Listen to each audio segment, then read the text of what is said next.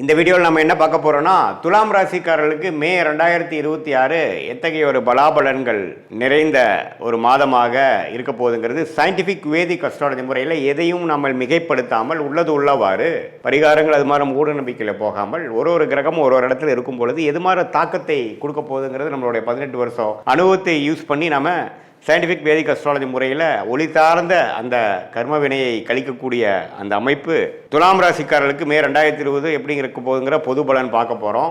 இப்போ பாருங்கள், துலாம் ராசிக்காரர்களுடைய அதிபதியாகிய துலாம் ராசியோட அதிபதியாகிய சுக்கிரன் பார்த்திங்கன்னா ராசியவே மே முதல் 2 வாரம் பார்த்து 8ஆம் இடத்துல ஆட்சி பலம் பெற்றுகிறார் மே 15க்கு அப்புறம். அது ஒரு நல்ல விஷயம்தான். வரவேண்டிய வரவுகள், ஷேர் மார்க்கெட் போட்ட இன்வெஸ்ட்மெண்ட் மூலமாக, கணவனாக இருந்தால் மனைவி, மனைவியாக இருந்தால் கணவர், பங்குதாரர் மூலமாக வரக்கூடிய சில லாபங்கள் அதெல்லாம் கொடுக்கக்கூடிய அமைப்பு இருக்குது. துலாம் ராசிக்காரர்கள் கொஞ்சம் நல்ல லாபங்கள் வரக்கூடிய அமைப்புகள், பிரச்சனை இல்லாத அமைப்புகளாக இருக்குது. இதுவரை செவ்வாய் 6ஆம் இடத்துல இருந்து சில பிரச்சனைகள், உடல் உபாதைகள், சனியோட சேர்ந்து பிரச்சனை கொடுத்துட்டு இருந்த செவ்வாய் 7ஆம் இடத்துக்கு வருகிறார். ஸோ அதனால் கொஞ்சம் உடல் உபாதைகளால் பாதிக்கப்பட்ட சீனியர் சிட்டிசன் துலாம் ராசிக்காரர்களுக்கெல்லாம் கொஞ்சம் நிவர்த்தி வரக்கூடிய உடல் ரீதியான சில தொந்தரவுகளிலிருந்து மீண்டு வரக்கூடிய அமைப்பு கண்டிப்பாக துலாம் ராசிக்காரர்களுக்கு இருக்கு.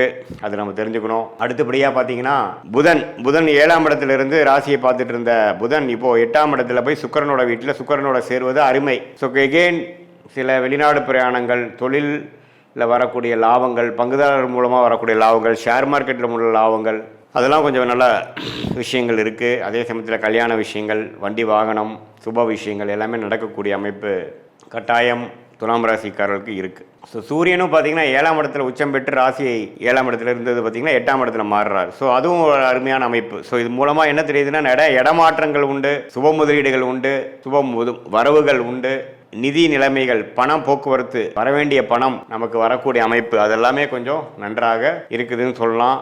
மீடியா துறையில் இருக்கிறவங்க, கலைத்துறையில் இருக்கிறவங்களுக்குலாம் நல்ல ரெகக்னிஷன் கிடைக்கும்.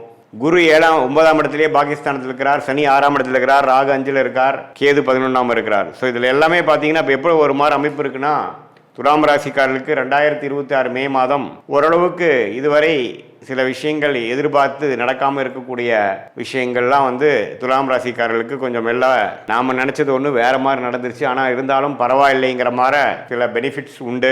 தங்கம், சில பேர்லாம் பார்த்தீங்கன்னா தங்கம் வாங்குற இல்லத்தரசிகள்லாம் தங்கம் கொஞ்சம் வாங்குறது, நகை கொஞ்சம் பண்ணிக்கிறது, ஷேர் மார்க்கெட் மூலமாக கொஞ்சம் ரிட்டர்ன்ஸ் எடுக்கிறது, சொத்தை கொடுத்து நல்ல லாபம் பெறுவது, மாமனார் மூலமாக சில சொத்துக்கள் வருகிறது, அது மாதிரி சில விஷயங்கள்லாம் பாசிட்டிவாக வரக்கூடிய அமைப்புகள் இருக்குது. அதுக்கு தகுந்த மாதிரி தசாபுக்திகள் போகும்பொழுது பொதுவாக பார்க்கும் பொழுது துலாம் ராசிக்காரர்களுக்கு ராசி அதிபதி 8ஆம் இடத்துல இருக்கிறனாலையும், ராஜயோகாதிபதியும் 8ஆம் இடத்துக்கு போகிறனாலையும் மறைமுகமான சில விஷயங்கள் தான் வருமே ஒழிய நேர்த்தியாக நீங்கள் முடிவெடுக்கும் பொழுது தொழில் மூலமாகவோ அதுலாம் ஒரு மாதிரி தான் இருக்கும்.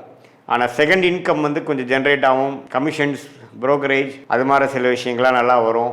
ஓரளவுக்கு ஓவராலாக பார்த்தீங்கன்னா உடல் உபாதைகள், பிரச்சனைகள், வம்பு வழக்குகளில் பாதிக்கப்பட்டிருந்த கடன் தொல்லைகள், அதெல்லாம் பாதிக்கப்பட்டிருந்த துலாம் ராசிக்காரர்களுக்கு சிலதெல்லாம் கொஞ்சம் முடிவு எடுத்து சிலதெல்லாம் முடிகிற மாதிரி வரக்கூடிய அமைப்பு உண்டு. ஏன்னா 6ஆம் இடம் கொஞ்சம் செவ்வாய் சனியோடு சேர்ந்து ஏப்ரல் மாதம் ஃபுல்லாக பிரச்சனை பண்ணிகிட்டு இருந்த அந்த அமைப்பு கொஞ்சம் சரியாகுது. ஸோ அதனால் துலாம் ராசிக்காரர்களுக்கு கொஞ்சம் இதுவரை ஒரு மாதிரியான அமைப்பாக ஏப்ரல் மாதம் முழுவதும் இருந்தவங்களுக்கு சில பெனிஃபிட்ஸ், சில வாய்ப்புகள், சில வேலை வாய்ப்புகள், சில மாற்றங்கள், சில ஹோப் கிடைக்கக்கூடிய அமைப்புகள் கண்டிப்பாக இருக்குது. அதை நீங்கள் 2 கையால் பிடிச்சி அதில் மூலமாக வாழ்க்கையில் கொஞ்சம் அடுத்த லெவல் போகக்கூடிய. ஏன்னா குரு பயிற்சி பார்த்திங்கன்னா மே முடிஞ்சு ஜூன் மாதம் 6 வருது. அது 10ஆம் இடத்துக்கு குரு வரார், 2ஆம் இடத்தை பார்க்குறார். கொஞ்சம் வேலை, கொஞ்சம் கையில் வருமானம் வரக்கூடிய அமைப்பு, கொஞ்சம் காசு வரக்கூடிய அமைப்பு, கொஞ்சம் சில்லறை வரக்கூடிய அமைப்புகள்லாம் கண்டிப்பாக உண்டு. ஸோ அதுக்கு வேணுங்கிற ஒரு ஃபவுண்டேஷனான விஷயங்கள்லாம் பார்த்திங்கன்னா மே மாதம் 2026 குறிப்பாக செகண்ட் ஆஃப் துலாம் ராசிக்காரர்களுக்கு கொஞ்சம் பாசிட்டிவாக அமையக்கூடிய அமைப்புகள் இருக்குதுங்கிறது நீங்கள் தெரிஞ்சுக்கணும். இது பொதுவான பலனை தவிர உங்களுடைய ஜென்ம ஜாதகத்தில் நீங்கள் என்ன தசாபுக்திகள் போய் கொண்டிருக்கிறது, பிறந்த நேரம், பிறந்த தேதி, பிறந்த ஊரை வைத்து திருக்கணித பஞ்சாங்கம் பிரகாரம் நம்ம ஒரு ஜாதகத்தை போட்டு அதில் நம்ம துல்லியமாக பார்க்கும் பொழுது அதில் எது மாதிரி அமைப்புகள் போய் கொண்டிருக்கிறது, எந்த மாதிரி லக்னத்தில் பிறந்தீங்க, அந்த லக்னாதிபதி எப்படி இருக்கிறார், திக்பலம் இருக்கா, தானபலம் இருக்கா, திருக்பலம் இருக்கா, நீங்கள் சுவாதி நட்சத்திரத்தில் பிறந்தீங்களா, விசாக நட்சத்திரத்தில் பிறந்திருக்கீங்களா, அல்லது சித்திரை நட்சத்திரத்தில் பிறந்தீங்களா, இப்போ என்ன தசாபுக்திகள் போய் கொண்டிருக்கிறது, தசநாதனும் புக்திநாதனும் எது மாதிரி அமைப்பில் இருக்கிறாங்க, இது மாதிரி விஷயத்தையெல்லாம் சேர்த்து வைத்து தான் நம்ம பார்க்கும் பொழுது அடுத்து வரக்கூடிய ஷார்ட் டேர்ம், அடுத்து வரக்கூடிய லாங் டேர்ம், 3 மாதம், 6 மாதம், 1 வருடம், அடுத்த 2 வருடம்லாம் எது மாதிரி ஒரு தாக்கத்தை கொடுக்கக்கூடிய அமைப்பாக நம்ம வாழ்க்கை திசை திரும்புகிறது, எந்த மாதிரி சாய்ஸஸ் எடுக்கலாம், எது மாதிரி டைமில் சில முடிவுகள் எடுக்கலாம்,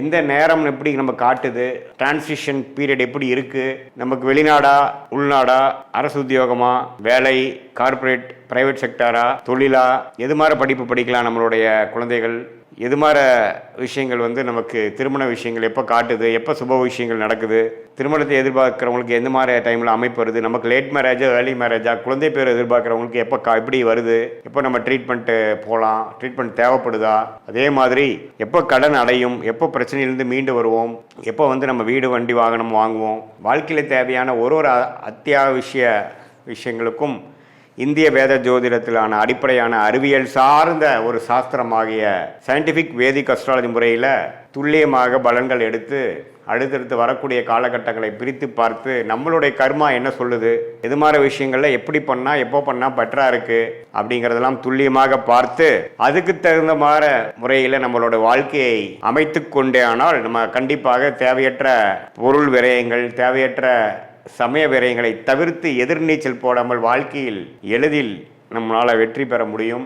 அது மூலமாக நல்ல பலாபலன்களை நம்மளால் ஃபேஸ் பண்ணி தேவையற்ற மன கசப்புகள், விரக்திகள், தோல்விகளை தவிர்த்து அந்தந்த நேரத்தில் அந்தந்த விஷயங்கள் பொறுமையாக செய்து வாழ்க்கையில் எளிதில் நம்மளால் நம்மளுடைய கர்மாவின் பிராப்தங்கள் என்ன, தோஷங்கள் என்ன, யோகமான பிளானட்ஸ் என்னவா இருக்குது, எந்த நேரம் வரைக்கும் நம்ம காத்து கொண்டு இருக்கணும், எப்போ நம்ம வேகமாக போகணும் அப்படிங்கிறதுலாம் சயின்டிஃபிக் வேதிக் அஸ்ட்ராலஜி முறையில் அந்த ஒளி தத்துவம், எது மாதிரி ஒளி கொடுக்கக்கூடிய கிரகமாகிய குரு, சுக்கிரன், பௌர்ணமி, சந்திரன், இதெல்லாம் நம்மளோட ஜாதகத்தில் எந்த நேரத்தில் செயல்படுகிறது, எப்போ வரைக்கும் காத்திருந்து நம்ம செயல்படலாம் அப்படிங்கிறதை தெரிந்து நம்ம செயல்படும் பொழுது வாழ்க்கையில் எளிதில் வெற்றி பெற முடியும் என்று சொல்ல விரும்புகிறேன்.